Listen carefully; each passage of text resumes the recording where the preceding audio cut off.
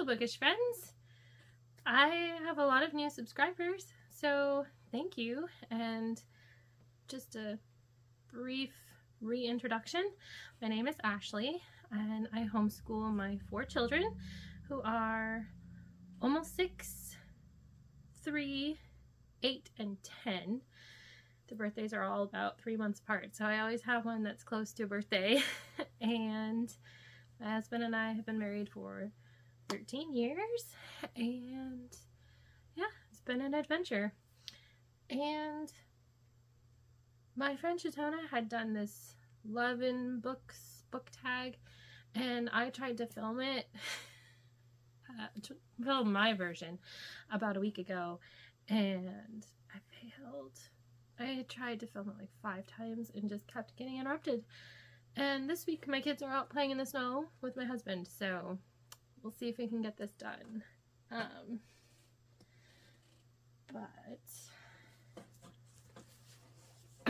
Okay. The first question is friendship love. Name a book that includes a loving friendship. And for that one, I chose The Extraordinary Deaths of Mrs. Kipp by Sarah Brunsvold.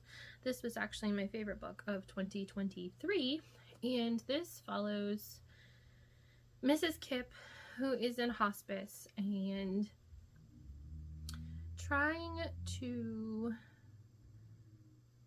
share God's love with as many people as possible before she dies. And a cub reporter, her name is Aiden, and she is assigned to write an obituary about Mrs. Kipp before she dies, but really her editor is trying to get her to dig deeper and find out the story of Mrs. Kipp. And an extraordinary friendship develops between Aiden and Mrs. Kipp. And if books made me cry, this one would have had me crying at the end. I highly recommend it. Number 2, sibling love. Name a book that features a strong sibling relationship. And for that, I chose any of the Wingfeather saga books would do, but this is the first one, On the Edge of the Dark Sea of Darkness. We have Janner, Tink, and Lily. And they're,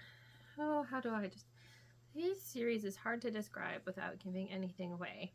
But there are these beings called Nags? Is it Nags? Fangs.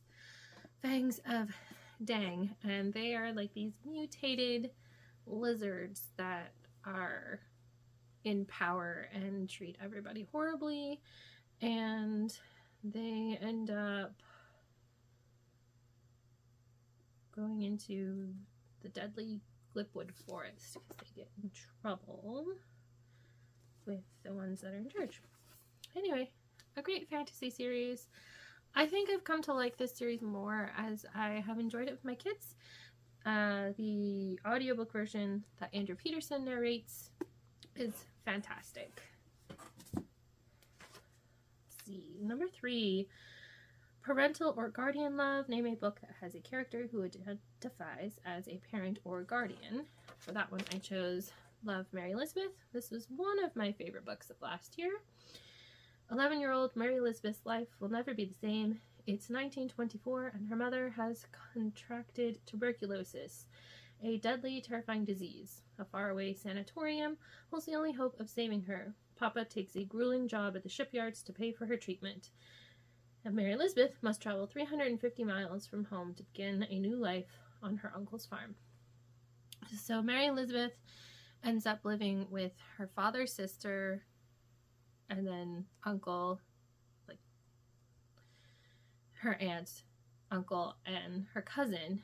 And this book is told in letters between Mary Elizabeth and her mother and her father, and some letters between her dad and her aunt. And I think she also gets a couple letters from her father and from her mother. I just thought this book was so wholesome. There's none of the stereotypical middle grade, you know, the cousin's a boy, but they manage to get along and have fun just fine. And there is respect for the adults, and the adults are involved in their lives. And it was just lovely, and I think the author said that she had incorporated some of her own family history in the events of this book. And yes, again, highly recommend it. Very sensing a theme that I used this as an opportunity to talk about some of my favorite books. For pet love, name a book that features a loyal pet or animal companion. I chose Heart of Knoll for this one. This is one of the Bookstrings novellas. I had actually read the first book, the first full-length novel, before I read the novellas, and I was able to understand what was going on just fine. But out of the two novellas, Heart of Knoll is my favorite one. The whole premise of the Bookstring series is we have Milton, who has his pet parrotlet named Atticus, not Finch, and they travel around the country, although, spoiler, I think book 3 is actually in Scotland, but they travel around rescuing bookstores that are on the brink of closing, between Milton's actual paid jobs, which are basically restructuring corporations and businesses. But he's such a bookworm. He can't stand to see a good bookstore close down. And Heart of Knoll, the owner, also has a cat named Parnassus, based off of Parnassus on Wheels, which is also a lovely book. So yes, try out Heart of Knoll. I have a cheat sheet on my next one because I don't have a physical copy of, for number 5, Romantic Love, name a book that contains a swoon-worthy romantic plotline. And I chose Random Acts of Shyness by Shatona Havig. This one, oh, I'm blanking on the character. Jordan is the girl's name. Why can I not think of the guy's name? But he has this quirk where if he's trying to talk to a girl that he likes and she's pretty, he gets nervous and starts spouting off random animal facts. And so he starts out having blown this date with Jordan talking about animal bladders. And he's talking to his sister and he's like, she had freckles, and that's what set him off on not being able to talk to her like a normal person. And the events at the end of the book, well, the kind of climax, are what I thought were swoon-worthy. And I'm not going to say what it is because that would be a spoiler, but check it out. And oh, number 6 was Erotic Love, name a book that doesn't fade to black when things get spicy. I do my absolute best to avoid books that have explicit, spicy, open door content in them. I don't even really like closed door content, so I have nothing for this. But to counter it, I wanted to talk about the Ravenwood saga, specifically book 2, because Celine ends up in a marriage of convenience at the very end of book 1, and book 2 shows Celine and her husband managing their marriage along with an upcoming conflict and war, and I think Morgan L. Bussey did a fantastic job of showing a married couple falling in love without explicit content, and handled married people doing married things without just a hint at what was happening. I really love this series, and I especially love book 2. It has one of my favorite scenes of a husband praying to intercede for his wife, and it's I just love it so much. Ooh, can we squeeze in number 7 before my furnace kicks on? We'll see. I can refilm this part if not. Alright. Left off number 7. Self-love. Name a book that includes the theme of self-love, appreciating your own worth, finding yourself, self-acceptance, personal growth, etc. I chose Fairest by Gail Carson Levine.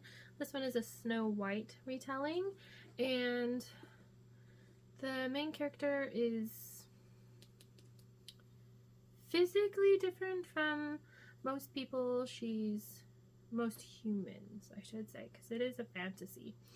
She's significantly taller and broader, just a larger woman in general, and she's self-conscious about her looks. Her skin's also a different skin tone, and this just follows her on her journey of accepting the way she looks and finding value in other talents that she has.